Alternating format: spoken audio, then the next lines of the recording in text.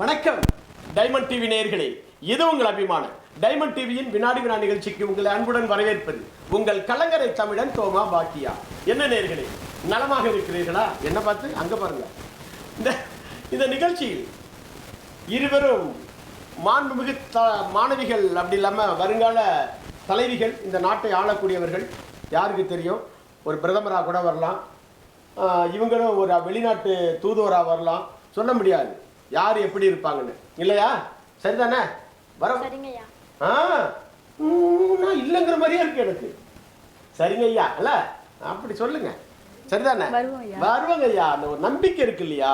சரி, இப்பொழுது யார் எங்கிருந்து வந்திருக்கிறார்கள் என்பதை அவர்களே அறிமுகப்படுத்திக் கொள்வார்கள். நீங்கள் டைமண்ட் டிவி நேயர்களுக்கு வணக்கம். என் பெயர் ரா தாரணி. நான் திருவள்ளுவர் அரசு மேல்நிலைப் பள்ளியில் 10ஆம் வகுப்பு படிக்கிறேன். எனது துணை முதல்வர் பேர் மாலதி. நீங்கள் டைமண்ட் டிவி நேயர்களுக்கு முதல் வணக்கம். என் பெயர் அனுஷ்கா. நான் காமராஜர் உயர் அரசு நிலையில் படித்து வருகிறேன். என் முதல்வர் இல்ல உங்க தலைமை ஆசிரியர் பெயர் மார்கரெட். ரைட், சரி, ரொம்ப அழகா குழந்தைங்க அறிமுகம் கொடுத்துட்டாங்க. இப்போ இந்த நிகழ்ச்சியின் விதிமுறைகள்: 10 கேள்விகள் கேட்கப்படும். ஒரு கேள்விக்கு 2 மதிப்பெண்கள். அதிக மதிப்பெண் எடுக்கிறவர்கள் அடுத்த சுற்றுக்கு தகுதி பெறுவீர்கள். சரியா? வேகமாக பேசணும். நிகழ்ச்சியில் முதல் குறிப்பு, வேகமாக பேச வேண்டும், வேகமாக பதில் சொல்ல வேண்டும். சரி, நிகழ்ச்சி போலாமா? உங்களுக்கான முதல் கேள்வி: உலகம் முழுவதும் பள்ளி செல்லாத குழந்தைகளின் எண்ணிக்கை எத்துணை கோடி? அதாவது தமிழ்நாடு இல்லை, பாண்டி இல்லை, இந்திய திருநாடு இல்லை, உலகம் முழுவதும் பள்ளி செல்லாத குழந்தைகளின் எண்ணிக்கை எத்துணை கோடி? உங்களுக்கான குறிப்பு: 27.2 கோடி, 30.2 கோடி, 32.2 கோடி. எது சரி? 27 கோடி, 30 கோடி, 32 கோடி. எது சரி? 30 கோடி. மீதம் இருக்கிறது 27.2, 32.2. 27, 32. எது சரி? 27.2. பொதுவா இது கணக்கெடுப்பு எப்படி எடுக்கிறாங்க அப்படின்னு கேட்டீங்கன்னா, யுனெஸ்கோ உலக அளவியல் யுனெஸ்கோ உலக கல்வி மையம், கண்காணிப்பு மையம் வந்து எடுக்கிறாங்க. யுனெஸ்கோவிலிருந்து எடுக்கிறாங்க. உலக அளவிய கல்வி கண்காணிப்பு அது. அவங்க எடுத்ததனுடைய நிலை தான் 27.2 கோடி மக்கள், குழந்தைகள் இந்த உலகில் படிக்காமல் இருக்கிறார்கள் என்று புள்ளி விவரம் சொல்கிறது. யுனெஸ்கோ புள்ளி விவரம் சொல்கிறது. 27.2 கோடி என்பது சரியான பதில். பூவம் அரசு உயர்நிலை பள்ளி. ஒரு வாட்டி கூட அவர் பேரை கரெக்டாக சொல்லல, அதனால நான் சொல்றேன். பூவம் அரசு உயர்நிலை பள்ளி, காமராசர். சரியா? நானும் சரியா சொல்லன்றார் இப்ப அவரு. நீ எனக்கு சரியா சொல்லணுமா இல்லையா? பூவம் காமராசர் உயர்நிலை பள்ளி. இப்ப சரியா சொல்லனா? புரியல. கரெக்டா சொன்னீங்க. வேகமா கரெக்டா சொன்னீங்க. அவ்வளவுதான் கத்துவீங்களா? வீட்டுல சண்டை போடுவீங்களா? யார்கிட்ட சண்டை போடுவீங்க? அண்ணன்கிட்டயா? வேகமா கத்துவீங்களா, பொறுமையா கத்துவீங்களா? வேகமா கத்துவீங்களா? உங்க அண்ணன் எப்படி சண்டை போடுவீங்க? வேகமா கத்துங்க. கரெக்டா சொன்னீங்க ஐயா. அவ்வளவுதாங்க அண்ணன்கிட்ட கத்த முடியும், அதுக்கு மேல கத்த முடியாதுங்க அண்ணன்கிட்ட அப்படின்னு சொல்லிட்டாரு. சரி, உங்களுக்கான அடுத்த கேள்வி. அவருக்கே சிரிப்பு வந்துட்டுங்க. தேசிய அளவில் கேழ்வரகு உற்பத்தியில் தமிழ்நாடு எத்தனாவது இடத்தில் இருக்கிறது? இந்த கேழ்வரகு தெரியுமா? சிறுதானிய பயிர்கள் அதெல்லாம். கேழ்வரகு கஞ்சி குடிச்சிருக்கீங்களா? நாங்கள் குடிச்சிருக்கிறோம். உங்களுக்கெல்லாம் இப்போ பீஸா பர்கரு அப்படிலாம் தின்றீங்க. நாங்கள்லாம் கேழ்வரகு கஞ்சி, கோதுமை கஞ்சி, இப்படிலாம் சோள மாவு கஞ்சிலாம் கொடுத்து தான் எங்களை வளர்த்தாங்க.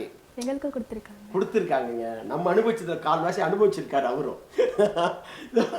கேழ்வரகு தேசிய அளவில் கேழ்வரகு உற்பத்தியில் தமிழ்நாடு எத்தனாவது இடத்தில் இருக்கிறது? உங்களுக்கான குறிப்பு: 1வது இடம், 5வது இடம், 9வது இடம்.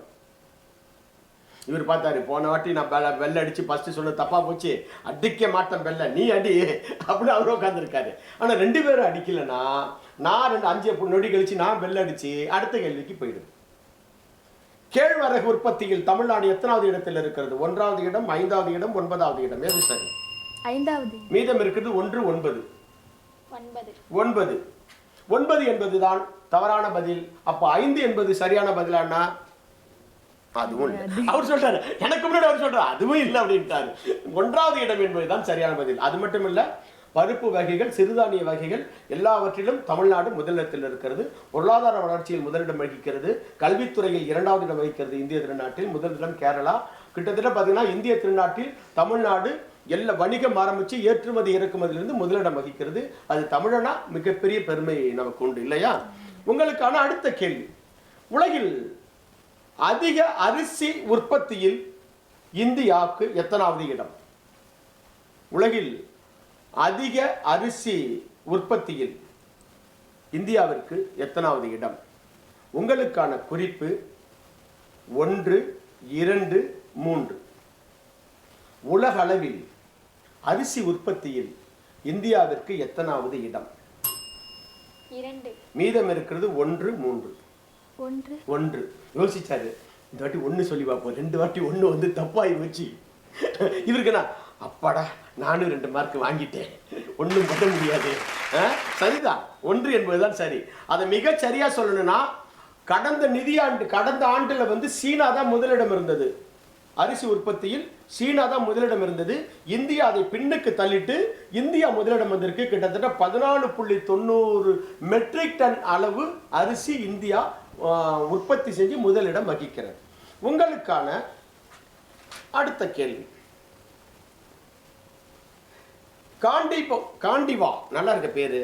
காண்டிவா என்பது இவற்றுள் எது? காண்டிவா என்பது இவற்றுள் எது? உங்களுக்கான குறிப்பு விமானம், ஏவுகணை, ராக்கெட். காண்டிவா என்பது இவற்றுள் எது? விமானம், ஏவுகணை, ராக்கெட். நீங்கள் இருவரும் 5 வினாடிக்குள் மணியை ஒலிக்க செய்யவில்லை என்றால் இந்த கேள்வி கடத்தப்பட்டுவிடும். 1, 2. விமானம், ஏவுகணை, ராக்கெட். விமானம். மீதம் இருக்கிறது ஏவுகணை, ராக்கெட். ஏவுகணை என்பதுதான் சரியான பதில். என்ன காரணம் கேட்டீங்கன்னா, அர்ஜுனன் கையில் இருந்த வில்லின் பெயர் காண்டிவான்னு சொல்லுவாங்க. அப்படிதானே? அது உங்களுக்கு தெரியும் நினைக்கிறேன். அர்ஜுனன் கையில் இருக்கிற அந்த வில்லின் பெயர் தான் அந்த காண்டிவா. அதை தான் அந்த ஏவுகணைக்கு வைத்திருக்கிறது இந்திய திருநாடு. உங்களுக்கான அடுத்த கேள்வி, கல்வி உரிமை சட்டம் எந்த ஆண்டு கொண்டு வரப்பட்டது? கல்வி உரிமை சட்டம் எந்த ஆண்டு கொண்டு வரப்பட்டது? 2009, 2011, 2015. இந்த கல்வி உரிமை சட்டம்னா என்னன்னு தெரியுமா? தெரியாது இல்ல. அதாவது அரசு என்ன பண்ணும், தனியார் பள்ளிகளுக்கு 25% இடஒதுக்கீடு கொடுங்க, எங்களுக்கு அரசுக்கு கொடுக்கணும். அது யாருன்னா ஏழை மாணவர்களுக்காக கொடுக்கணும்னு சொல்லி அந்த ஏழை மாணவர்களுக்கு படிக்கிறதுக்கான 25% பணத்தை அந்த எப்படி சொல்லுவாங்க, எய்டட் ஸ்கூல்னு சொல்ற பள்ளிகளுக்கு அரசு கொடுக்கும். புரியுதா சொல்றது? ஏழை குழந்தைகளுக்காக ஒவ்வொரு தனியார் பள்ளியும் 25% இடஒதுக்கீடு கொடுக்கணும் என்பது சட்டம். எப்பொழுது கொண்டு வரப்பட்டது? கல்வி உரிமை சட்டம் எந்த ஆண்டு கொண்டு வரப்பட்டது? உங்களுக்கான குறிப்பு 2009, 2011, 2015. ஏது சரி? ஒரு வாட்டி நான் அடிச்சு தப்பா போச்சு பெல்லு. இந்த வாட்டி தொட்ட மாட்டேன்னு கையை இறுக்கி இப்படி பிடிச்சுக்கிட்டாரு அனுஷ்கா. விட மாட்டேன, வா பாப்போம். இவரு பார்த்தாரு, அடிக்கிற மாதிரி தெரில, கிட்ட போகுமா வேண்டாமா, போகுமா வேண்டாமான்னு யோசிக்கிறாரு. இப்போ நான் போயிடுவேன் 5 செகண்டுக்குள்ள. இது நல்லா இருக்கு, தெரியலன்னா கேட்கலாம், தப்பு இல்லை. கல்வி உரிமை சட்டம் எந்த ஆண்டு கொண்டு வரப்பட்டது? உங்களுக்கான குறிப்பு 2009, 2011, 2015. 9, 11, 15. மீதம் இருக்கிறது 9, 15. 11 தான் கேட்டீங்களா? இல்ல 15 நீங்க சொல்லிருக்கீங்க, மன்னிக்கணும். 9, 11 இருக்கு. 9. 2009 என்பது தவறான பதில். இல்லை. வேகமா சொல்லுங்க. இல்லை. இல்லையா? அதான் சரியான பதில். அவரே சொல்லிட்டாரு. ரொம்ப அழகா குழந்தைங்க மகிழ்ச்சியா விளையாடுறாங்க. இது மாதிரி நல்லா பேசி விளையாடணும். இப்ப இவர் பாருங்க, நல்லா மகிழ்ச்சியா பேசி விளையாடுறாரா? இப்படி பேசும்பொழுது தான் நிகழ்ச்சியும் கலகலப்பா போவோம். உங்களுக்கான 6வது கேள்வி இதோ. இப்போ இந்த கேள்வியில என்ன அப்படின்னு கேட்டீங்கன்னா, ஒரு 3 பதில் சொல்லுவேன். நான் ஒரு 3 பதில் சொல்லுவேன், இல்ல கேள்வி சொல்றேன்னு வச்சுங்க. அதுல எது சரின்னு நீங்க சொல்லணும். புரியுதா? அழகு. வேகமா சொல்லுங்க. என்னது? நல்லா சேர் போட்டு நல்லா சாய விட்டு எவ்வளவு வசதி, நல்லா சாஞ்சுங்க, நல்லா இருக்கு, உட்கார வச்சிருக்கிறேன். எவ்வளவு அழகா பேசணும். தொலைக்காட்சியில உங்களை வந்து நீங்க பார்க்கும்போது அப்படி இருந்தா என்ன இப்படி இருக்கிறோம், நல்லா சிரிச்சிட்டு இருந்தா, பாரு நல்லா சிரிச்சிட்டு இருக்கா அனுஷ்கா சொல்லுவாங்க, சொல்ல மாட்டாங்க. உங்க பேர் என்ன? தாரணி. பாருங்க எப்போ சிரிச்சுக்கிட்டே எவ்வளவு அழகா பேசுறாங்க. சரியா? சரி, இப்போ இதுதான் பதில். என்னடா, பயங்கரவாத எதிர்ப்பு குழுவின் துணைத் தலைவர் இந்தியா. பயங்கரவாதத்தின் எதிர்ப்பு குழுவின் தலைவர், துணைத் தலைவர் இந்தியா. 2வது குறிப்பு, ஓட்டுநர் இல்லாத மெட்ரோ ரயில் இருக்கு. 3வது, தூய்மை தமிழ்நாடு. இது மூன்றில் ஒன்று தவறு இருக்கிறது. எது தவறு? திரும்ப ஒரு முறை. பயங்கரவாத எதிர்ப்பு குழுவின் துணைத் தலைவர் இந்தியா. உங்களுக்கு தெரியலனா முதல் ஆப்ஷன், இரண்டாவது ஆப்ஷன், மூணாவது குறிப்புன்னு சொல்லிடலாம். பயங்கரவாத எதிர்ப்பு குழுவின் துணைத் தலைவர் இந்தியா. ஓட்டுநர் இல்லாத மெட்ரோ ரயில் இருக்கு. தூய்மை தமிழ்நாடு. இதுல ஒண்ணு மட்டும் தப்பு. எது தப்பு? முதல் தப்பா, இரண்டாவது தப்பா, மூன்றாவது தப்பா? பெல் அடிச்சு சொல்லணும். கையிங்க கட்டினது வரவே வராது. என்ன அனுபவம் பண்ணீங்க? அனுஷ்காவுக்கு ஒன்னே ஒன்று தான் தெரியும். வில்லு எடுத்து அப்படி அம்பு விட தெரியும். அது 3 அம்பு ஒரே நேரத்தில் விட முயற்சி பண்ணுவாங்க. எல்லாரும் பாகுபலி பார்த்துருக்காங்க. ஆனா பாகுபலி படத்துல ஒரு லாஜிக் கூட இல்லைன்னு ஒருத்தர் கூட இல்லை. படம் பாகுபலி சூப்பரா இருக்கு. டே என்ன சூப்பரா இருக்கு? 3 கிலோ அம்பு விட முடியுமா? மலைக்கு மேல தாவ முடியுமா? யானையை பிடிச்சி இழுக்க முடியுமா? ஒரு தேரை கட்டி இழுத்துட்டு வர முடியுமா? மாட்டு கொம்புல திரிய கொளுத்தி ஓட விட முடியுமா? ஏன்னா ஒரு லாஜிக் வேண்டாமாடா படம் எடுக்க. இதே தமிழ்ல ஒரே ஒரு படம், அது விஜய் படம் ஒரு படம். இந்த பாடியில இருந்து அந்த படத்துக்கு தாவுவாரு பீட்ஸ்ல. அது எப்படி கார்ல தாவ முடியும்? ஏண்டா மலைக்கு மேல தாவறத அவன் எடுத்தா பாக்குறீங்க, தமிழை எடுத்தா பார்க்க மாட்டேங்கிறீங்க. அதுல நக்கல் வேற பண்றீங்க இல்ல? என்ன அநியாயம் பாருங்க. அனுஷ்கா அநியாயம் தான். பதில் உங்களுக்கான நொடிகள் ஆரம்பமாகிறது. 1 2 3. முதல் குறிப்பு, இரண்டாவது குறிப்பு, மூன்றாவது குறிப்பு மீண்டும் உங்களுக்காக ஒரு முறை. பயங்கரவாத எதிர்ப்பு குழுவின் துணைத் தலைவர் இந்தியா. ஓட்டுநர் இல்லாத மெட்ரோ ரயில் இருக்கு. தூய்மை தமிழ்நாடு. 1 2 3. எது சார்? 3 தூய்மை தமிழ்நாடு. நீங்க 1 2 2 இரண்டும் தப்பு. 1 தான் சரி. என்ன செய்யனா, பயங்கரவாத எதிர்ப்பு குழுவின் துணைத் தலைவர் இந்தியா கிடையாது, பாகிஸ்தான். பயங்கரவாத எதிர்ப்பு குழுவின் துணைத் தலைவர் யார் பொறுப்புல இருக்காங்க? பாகிஸ்தான் தான் இருக்கு. ஏன்னா சொல்ல வேண்டாம், இந்தியா பாகிஸ்தான் தான் இருக்கு. உங்களுக்கான அடுத்த கேள்வி, உங்களுக்கான கதை. ஏழை மக்களுக்காக அரசாங்கம் சிவப்பு நிறத்தில் உணவு வழங்கும் அட்டை, அதாவது ரேஷன் கார்டு. ஏழை மக்களுக்காக அரசாங்கம் சிவப்பு நிறத்தில் உணவு வழங்கும் அட்டை கொடுத்து ஏழை மக்களுக்கு ஒரு சில சலுகைகள் கொடுக்கிறது. ஆனால் ஒரு சிலர் அதிலும் ஊழல் செய்கிறார்கள். வசதி படைத்த ஒரு சிலர் சிவப்பு நிற ரேஷன் கார்டுகளை பொய் சொல்லி வாங்கிக் கொள்கிறார்கள். ஏழை மக்களுக்காக அரசு கொடுக்கும் இது போன்ற சலுகைகள் தவறாக ஒரு சில மனிதர்களுக்கு போய்விடுகிறது. அரசு இதை கண்டு நடவடிக்கை எடுக்குமா? மீண்டும் ஒரு முறை உங்களுக்காக கதை. ஏழை மக்களுக்காக அரசாங்கம் சிவப்பு நிறத்தில் உணவு வழங்கும் அட்டை ரேஷன் கார்டு கொடுத்து ஏழை மக்களுக்கு ஒரு சில சலுகைகள் கொடுக்கிறது. ஆனால் ஒரு சிலர் அதிலும் ஊழல் செய்கிறார்கள். வசதி படைத்த ஒரு சிலர் சிவப்பு நிற ரேஷன் கார்டுகளை பொய் சொல்லி வாங்கிக் கொள்கிறார்கள். ஏழை மக்களுக்காக அரசு கொடுக்கும் இது போன்ற சலுகைகள் தவறான ஒரு சில மனிதர்களுக்கு போய்விடுகிறது. அரசு இதை கண்டு நடவடிக்கை எடுக்குமா? இப்போ இதுதான் கதை. நல்லா இருக்கா? நல்லா இருக்கா? நல்லா தான் இருக்கு. எவ்வளவு கஷ்டம் தானே, நீ யோசிச்சு பாருங்க. எனக்கு நம்ம சொல்லக்கூடாது, தொலைக்காட்சியில் சொல்லக்கூடாது. இத எவ்வளவு பேரு வசதி வாய்ப்புகள் இருந்து, சொந்த வீடு இருந்து, மாடி வீட்டுல இருந்து, வாகனங்கள் வச்சுக்கிட்டு, கார் வச்சுக்கிட்டு, ஒரு சில பேர் ரேஷன் கார்டு சிவப்பட்டை வச்சிருக்காங்க. அது வெக்கமா இல்லையா? என்னுடைய நண்பர் ஒருத்தர் இருக்கார் திருநள்ளாறுல, இப்ராஹிம்னு ஒரு நண்பர் இருக்கார் திருநள்ளாறுல. அவருக்கு சிவப்பு நிற அட்டை இருந்துச்சு. அவங்க பையெல்லாம் சம்பாதிக்க ஆரம்பிச்சாங்க. நேராக கொண்டு போய் சிவப்பு கட்டையை இதில் கொண்டு கொடுத்து, அந்த துறையில் கொடுத்து, உணவு குடிமைப் பொருள் வழங்கும் துறையில் கொண்டு போய் கொடுத்து, ஐயா எனக்கு உண்ண உணவு, உடுத்த உடை, இருக்க இடம், செல்ல வாகனம் இருக்கு, எனக்கு இது தேவையில்லை, எனக்கு மஞ்சள் அட்டை கொடுங்க, இல்லாத ஒருத்தருக்கு பயன்படுத்துன்னு சொல்லி கொடுத்த என்னுடைய நண்பர் ஒருவர், இப்ராஹிம்னு பேர், திருநள்ளாறுல இருக்கார். எத்தனை பேர் அது மாதிரி செய்வீங்க? யோசிச்சு பாருங்க. சரி, இப்ப விஷயத்துக்கு வருவோம். உங்க பேர் தாரணி. கரெக்டா சொன்னா? சரியா சொன்னா? ஞாபக சக்தி இருக்குங்க எனக்கு. தாரணி. உங்க வீட்டுல எவ்வளவு பேர் இருக்கீங்க? 4 பேர். யார் யார்? அம்மா, அப்பா, நான், அண்ணன். அண்ணனுக்கு உங்களுக்கு சண்டை வந்துடும், போனுக்காக சண்டை வரும். கரெக்டா? எல்லா வீட்லயும் வர்ற சண்டை தான் அது. யாரு ஜெயிப்பான்னா அண்ணன் தான் ஜெயிப்பாரு. அண்ணன் தான் ஜெயிப்பாரு. அது தெரிஞ்ச விஷயம் தான், இருந்துட்டு போட்டோம். உங்க தோழிகள்ல உங்களுக்கு ரொம்ப பிடித்த தோழி யாரு? ஆசிஃபா. ஆசிஃபாவை ஏன் பிடிக்கும்? அவங்க எல்லா விஷயத்துலையுமே பர்ஃபெக்டாக மிக சரியா இருப்பாங்க. ஆசிஃபா கிட்ட இருந்து உங்களுக்கு இப்போ உங்ககிட்ட ஆசிஃபாவுக்கு பிடிக்காது என்ன உங்கள்கிட்ட உள்ள குணம்? அது எனக்கு தெரியல, அவங்களுக்கு தானே தெரியும். இல்லை உனக்கு ஏன் இப்படி பண்ற பிடிக்கலடி அப்படின்னு எதையா சொல்லுவாங்கல்ல. நான் திடீர்னு நீ திடீர்னு கோவப்படுது எனக்கு பிடிக்கலடி அப்படின்னு சொல்றதோ, நீ படிக்காம வர்ற தைரியம் திட்டு வாங்குற அப்படின்னு சொல்ற ஏதாவது ஒன்று இருக்கணும்ல. உங்ககிட்ட பிடிக்காத குணம் சரி, ஏன் அவ்வளோ கஷ்டம்? ஆசிஃபாட்ட பிடிக்காத குணம் என்னன்னு சொல்லிட்டு போங்களேன். இல்லை, நான் எனக்குள்ளதே சொல்கிறேன். சொல்லுங்க.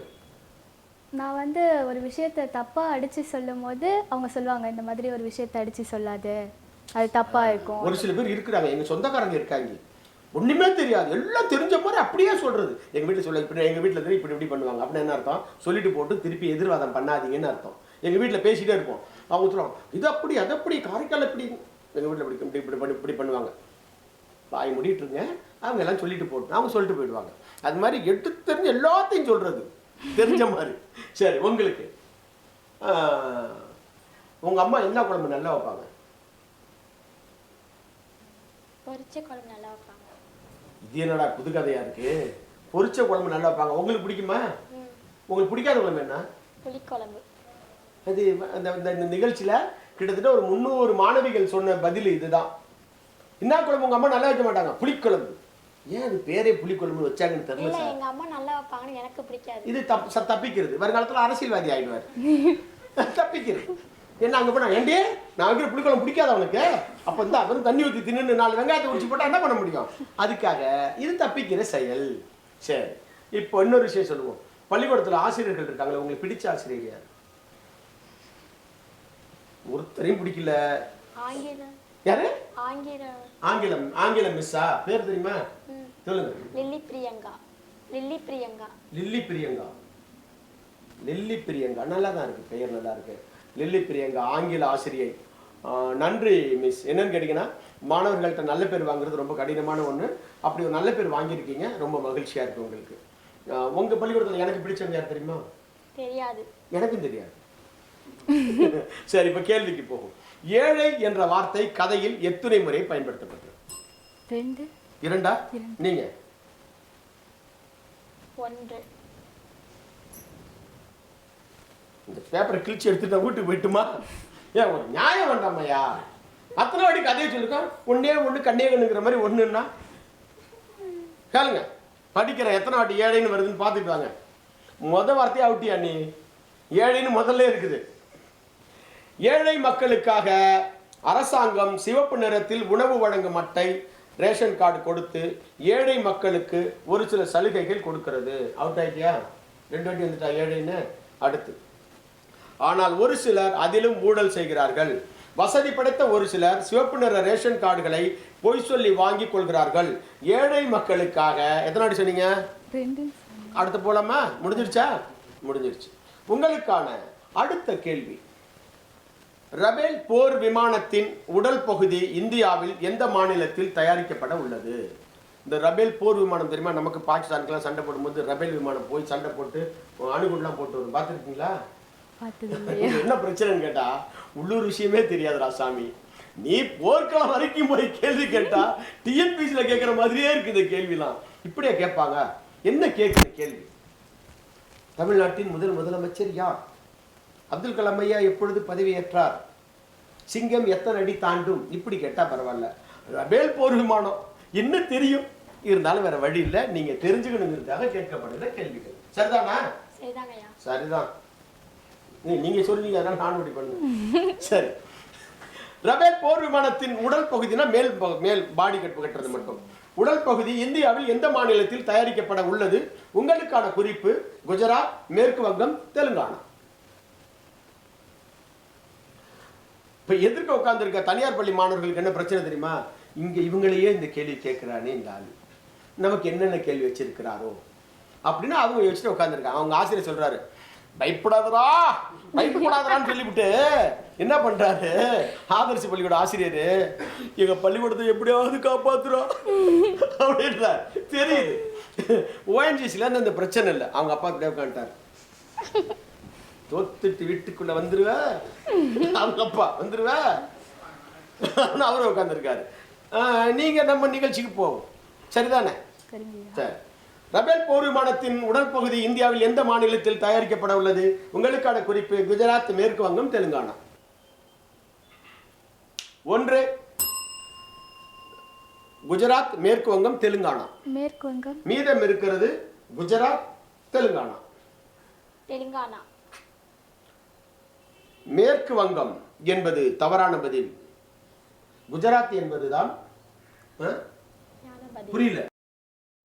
டாடா நிறுவனத்திலிருந்து சேர்ந்து டாடா நிறுவனம் ஒரு பார்ட்னராக சேர்ந்து ஆரம்பிக்கிறாங்க.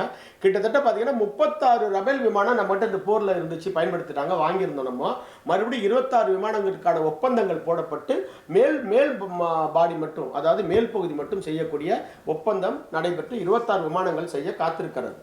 உங்களுக்கான அடுத்த கேள்வி, தமிழ்நாட்டில் முதல் பூனாரை சரணாலயம் எங்கு அமைக்கப்பட உள்ளது? எங்கு அமைப்பதாக தமிழக அரசு அறிவிச்சிருக்கிறாங்க. தமிழ்நாட்டின் முதல் பூனாரை சரணாலயம், அது எப்படி சொல்லணும்னா கிரேட்டர் ஃப்ளமிங்கோ அப்படிங்கிறது அதனுடைய பெயர். பூனாரை சரணாலயம் எங்கு அமைக்கப்பட உள்ளது? உங்களுக்கான குறிப்பு வேடந்தாங்கல், தனுஷ்கோடி, மருங்கூர். தமிழ்நாட்டில் முதல் கிரேட்டர் ஃப்ளமிங்கோ சரணாலயமாக எங்கு அறிவிக்கப்பட்டுள்ளது? உங்களுக்கான குறிப்பு வேடந்தாங்கல், தனுஷ்கோடி, மருங்கூர். வேடந்தாங்கல், தனுஷ்கோடி, மருங்கூர். மருங்கூர். மீதம் இருக்கிறது வேடந்தாங்கல், தனுஷ்கோடி. வேடந்தாங்கல் என்பது தவறான பதில், மருங்கூர் என்பதும் தவறான பதில். தனுஷ்கோடி என்பதுதான் சரியான பதில். உங்களுக்கான நீங்க 2 மதிப்பெண்கள் எடுத்துட்டீங்கன்னா சமநிலை அடைஞ்சிருவீங்க. அதுக்கப்புறம் அடுத்த கேள்வி போகும். உங்களுக்கான 5 குறிப்புகள். முதல் குறிப்பு, இது ஒரு உயிரினம். இரண்டாவது குறிப்பு, விளையாட்டுக்கும் இந்த உயிரினத்திற்கும் சம்பந்தம் இருக்கிறது. பொறுமையா நிதானமா விளையாடுங்க. அவசரப்பட்டு பெல் அடிச்சீங்கன்னா நிகழ்ச்சி இந்த கேள்வியிலிருந்து வெளில போயிடுவீங்க. இது ஒரு உயிரினம், இந்த உயிரினத்துக்கும் விளையாட்டுக்கும் சம்பந்தம் இருக்கிறது. இந்த உயிரினத்துக்கும் அரசர்களுக்கும் சம்பந்தம் இருக்கிறது. பதில் தெரியும், ஆனா நான் காத்திருந்துட்டேன் அப்படின்னு அவசரமா பெல்ல அடிக்காம இருந்தாலும் மாட்டிக்குவீங்க. பதில் இதுதான் சரியா தெரிஞ்சதுன்னா மணியை ஒலிக்க செய்யுங்கள். முதல் குறிப்பு, இது ஒரு உயிரினம். இரண்டாவது குறிப்பு, விளையாட்டுக்கும் இதுக்கும் சம்பந்தம் இருக்கிறது. மூன்றாவது குறிப்பு, இந்த உயிரினத்துக்கும் அரசர்களுக்கும் சம்பந்தம் இருக்கிறது.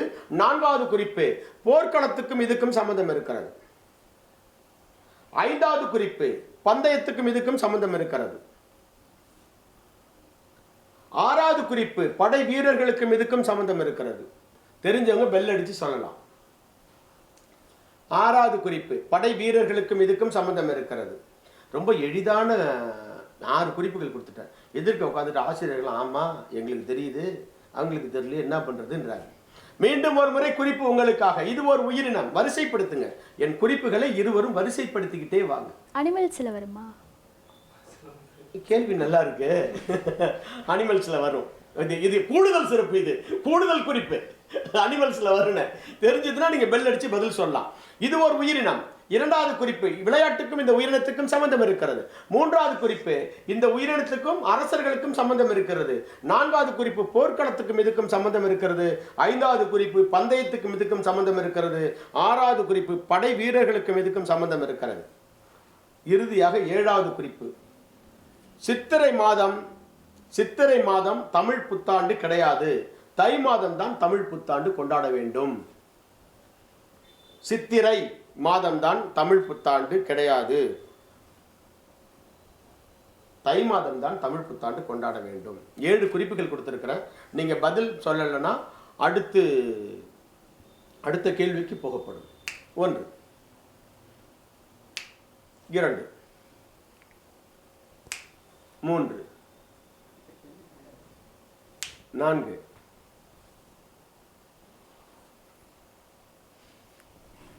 அடிங்க போயிடு. இல்லைன்னா அடிக்க நீ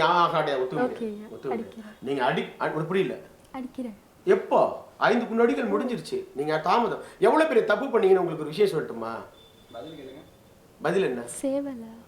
அப்ப நீங்க அடிச்சும் பண்ணியல் என்ன அப்படின்னு கேட்டீங்கன்னா ஒரு சின்ன விஷயம் தான். நீங்க முயற்சி எடுக்கணும். 2 மதிப்பெண்கள் எடுத்தா நீங்க அடுத்த சுற்றுக்கு போவீங்கங்கும்போது நீங்க என்ன செஞ்சிருக்கணும்? சரியோ தப்போ முயற்சி பண்ணிருக்கணும். ஏன்னா தவறா சொல்லியிருந்தாலும் அவர் தான் மதிப்பெண் போக போகுது, தப்பா சொன்னாலும் அவருக்கு தான் மதிப்பெண் போகுது. ஏன்னா 2 மதிப்பெண் அவர் தான் இருக்காரு. அப்ப நீங்க என்ன பண்ணியிருக்கணும், முயற்சி செஞ்சிருந்திருக்கணும். இப்போ 5 வினாடிகள் முடிந்து நீங்க பெல் அடிக்காம நான் இப்ப அடிக்கிறேன்னு சொன்னா இப்ப அவர் கிளைம் பண்ணுவார். 5 வினாடிகள் முடிஞ்சிட்டுல அவங்க எப்படி அடிக்கலாம், நீங்க எப்படி அலோவ் பண்ணீங்கன்னு கேட்டா, ஏன்னா அவர் வெற்றியில இருக்காரு. அப்போ அது தவறான விஷயம் தான். ஏங்க கேள்வி என்னங்க, எத்தனை வாட்டி சொல்றேன், படை வீரர்களுக்கு யாரு கூட, படை வீரர்களுக்கு எந்த அனிமல்ஸான்னு கேட்டீங்கல்ல, அப்ப படை வீரர்கள் யார் பயன்படுத்துவாங்க, என்ன பயன்படுத்துவாங்க? அனிமல்ஸ்ல சேவலையை பயன்படுத்துவாங்க. படை வீரர்கள் என்ன பயன்படுத்துவாங்க? சரி, பந்தயம் கட்டுவாங்க. எதை வச்சு பந்தயம் கட்டுவாங்க? குதிரை பந்தயம் நடக்காதா? அரசர்கள் பயன்படுத்த மாட்டாங்களா? சரி, சித்திரை சொல்றேன், குதிரை ஏன் சம்மந்தம் இல்லாம சித்திரை சொல்றேன்? குதிரை சித்திரை இல்ல. ஆனாலும் நீங்க முயற்சி பண்ணி விளையாண்டு இருக்கலாம், ரொம்ப அழகா விளையாண்டீங்க. வாழ்த்துக்கள் உங்களுக்கு, வாழ்த்துக்கள். வாழ்த்து சொல்லுங்க, தமிழ்ல சொல்லுங்க. வர்றவங்க எல்லாரும் கங்க்ராச்சுலேஷன். நல்லா பேசுங்க அடுத்த வாட்டி, இல்லைன்னா டிஸ்பிளே ஆடுவீங்க. தலையாட்டுறாருங்க.